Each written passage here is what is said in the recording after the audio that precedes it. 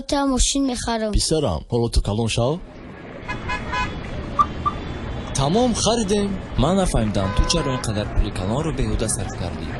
گوش کن، من با پدرم وعده دادم که با اون ماشین میخرم. خیلی این کاری توست. مایلش. دادا ترا چخالی ماشین معقوله.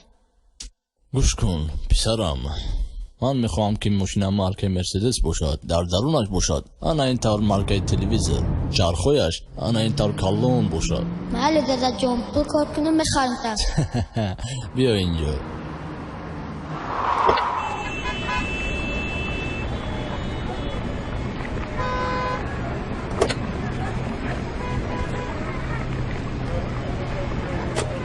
پدر ای موهب پروردگارم، پدر ای بهترین آموزگارم.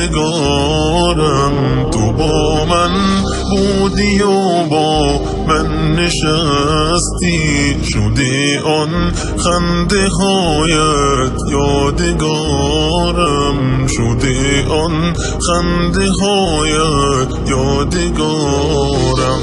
به شب هنگام که در را میگشودی، دل ما را به یک دم میرو بودی، به قربان تن و آن روی ماهت غبار